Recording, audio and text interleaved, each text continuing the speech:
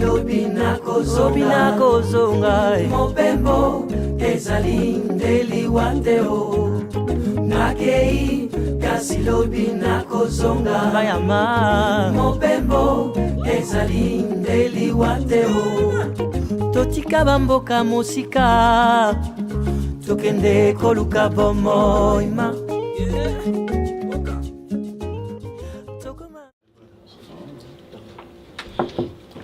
Comment ça va? Debout.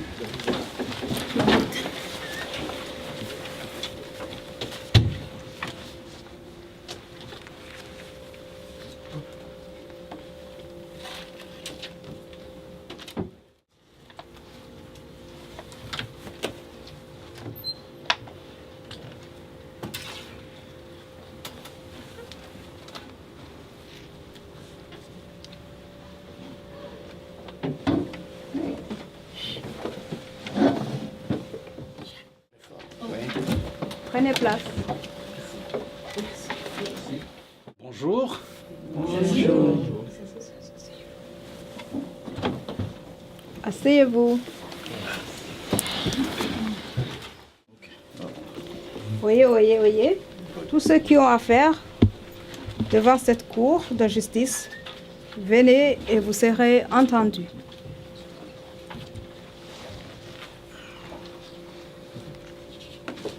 Bonjour, monsieur le juge. Bonjour, maître Didier Mouloa. Voilà ce qu'on va vous présenter aujourd'hui. Il y a mon client Alex, et sa maman et notre mécanicien. Et mon client Alex, c'est dit victime d'une fausse déclaration intentionnelle de la part de son oncle qui lui a vendu une voiture. Il est victime. Et je vous laisse la place.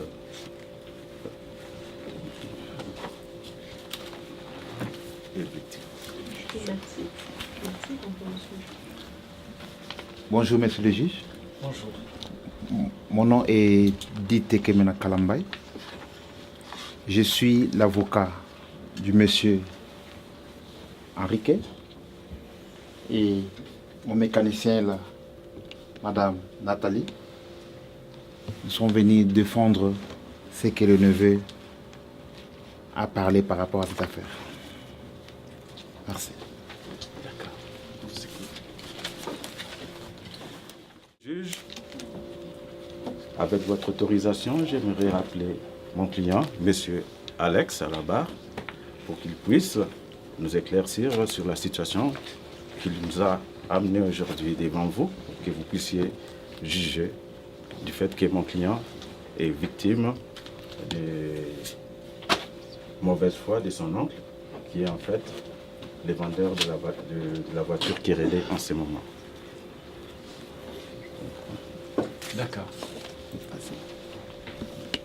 Monsieur, vous voulez juger sur la Bible ou être assermenté? Je jure sur la Bible.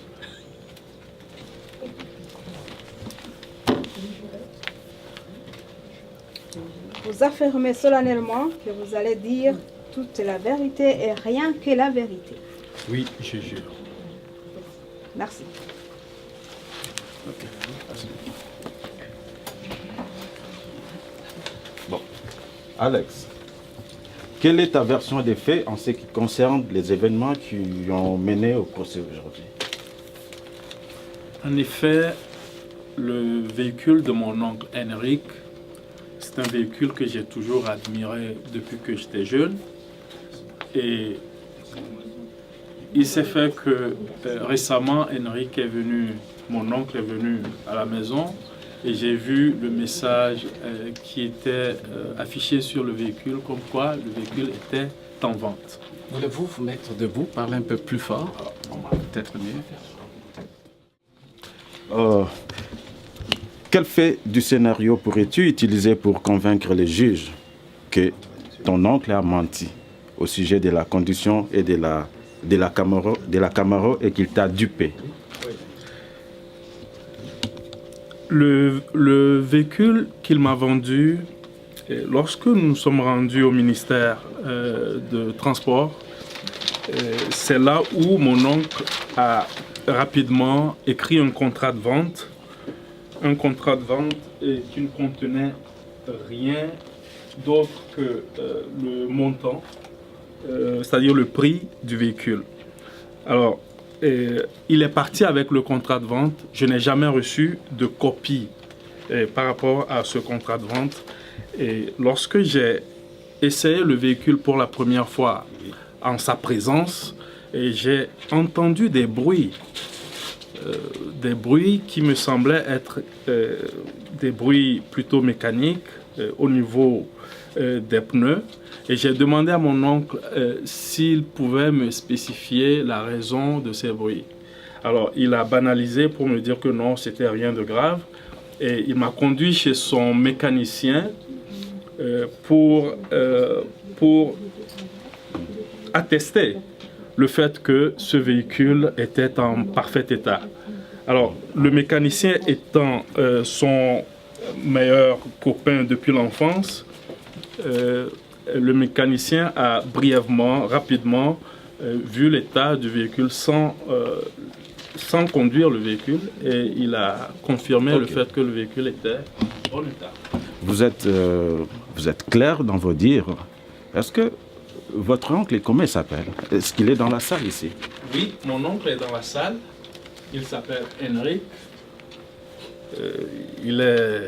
C'est le bel homme là, en costume noir. Qu'est-ce qu'il a fait lorsque vous avez remarqué les bruits? Il vous a ramené voir un mécanicien? Oui, il m'a conduit chez son mécanicien qui s'appelle Sean Da Silva. Quelle relation ton oncle a avec ce mécanicien? Et j'ai cru comprendre que c'était un ami d'enfance De ton oncle? De mon oncle, Enrique. Et donc, il m'a conduit chez lui. Et lui, rapidement, sans essayer le véhicule, il a dit directement que le véhicule était en parfait état. Et ensuite, ils ont commencé à parler de hockey, de football, plein d'histoires relatives à leur passe-temps. Est-ce que vous pensez que les constats faits par les mécaniciens de votre oncle et de M. Enrique, en ces moments-là, ça vous avait convaincu? Non, je n'étais pas convaincu dans la mesure où le mécanicien n'a pas pris la peine d'essayer le véhicule pour remarquer le bruit dont j'étais en train de parler. Vous avez gardé quand même la voiture? J'ai gardé la voiture parce que je comptais sur la bonne foi de mon oncle. Okay. Et par après, vous avez ramené, justement parce que vous avez besoin d'avoir un certificat pour l'immatriculation. Oui. Qu'est-ce que vous avez fait par après? Et par la suite, pour obtenir le certificat de sécurité, il a fallu que j'amène le véhicule à mon mécanicien qui s'appelle Aman Ben. Et mon mécanicien a passé la voiture en revue et il m'a signifié que la voiture ne pouvait pas passer la certification de sécurité. Est-ce que vous ne pensez pas que votre oncle savait que la voiture ne pouvait pas passer la certification? C'est pour cela qu'il vous avait, comment dirais-je, renvoyé la balle pour que vous puissiez vous débrouiller vous-même? Oui, en effet, je pense qu'au moment où j'ai amené le véhicule et que mon mécanicien m'a signifié clairement que le véhicule ne pouvait pas passer la sécurité, j'ai compris que c'était de mauvaise foi de la part de mon oncle de me laisser avec un véhicule qui était totalement mal en point. Est-ce que votre mécanicien est dans la salle? Objection, monsieur le juge. Objection, monsieur le juge, parce qu'il a dit une mauvaise voix. Merci. Oui, ok. Vous voulez... Est-ce que vous voulez encore répéter ce que... Ce que je voulais dire, Oui. que monsieur Alex, je ne veux pas qu'il puisse insulter mon client. Merci, monsieur le juge. Vous aurez votre tour. Merci. Merci, monsieur le juge. Notre connaissance, je ne... Juste savoir si l'objection est accordée ou pas, parce qu'il ne faut pas justement utiliser des termes insultants à l'endroit d'un client. Est-ce que l'objection est accordée ou pas? Monsieur le juge, avec tous les respects... En tant que juge dans cette cour, j'accepte donc, j'accorde cette objection. Ok. Monsieur le juge, avec tous les respects qu'on vous doit, vous consentirez avec nous tous ici que nulle part mon client a usé des termes injurieux. Alex, le pauvre Alex qui est devant nous, il ne sait pas à quel saint s'est voué. Il est parti voir un autre mécanicien.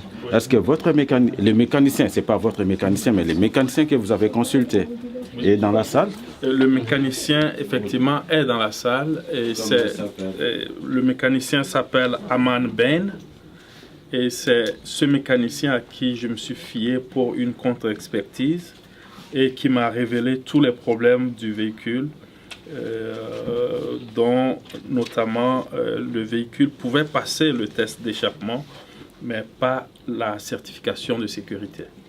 Est-ce qu'il y a eu d'autres dépenses que vous avez justement? Oui, j'ai déployé des dépenses pour réparer le véhicule dans le souci d'obtenir la certification de sécurité. Et j'ai dû dépenser plus de 2150 $ de mes poches pour réparer le véhicule. Mais malgré ça, je n'ai pas obtenu la certification de sécurité. Okay. Votre honneur, pourrais-je appeler à la barre le mécanicien Ben pour qu'il puisse certifier les dires de mon client? D'accord. Ok. Merci. Vous voulez jurer sur la Bible ou être assermenté? Je vais jurer sur la Bible. Vous affirmez solennellement que vous allez dire toute la vérité et rien que la vérité. Ah oui. Je dis ce que je dis et la vérité, rien que la vérité. Ok. Non, il peut s'asseoir pour être à l'aise. Merci. Lorsque Alex vous a ramené la voiture, c'était pour quelle raison? Oui, j'ai reçu M. Alex, venu avec la voiture au garage pour l'échappement et le certificat. Qu'est-ce que vous avez constaté par après? Oui, par après la vérification de voiture, j'ai constaté que la voiture, il y avait un problème de joint d'équilibre qui était affaibli. Merci beaucoup. J'ai une question à poser à M. Alex.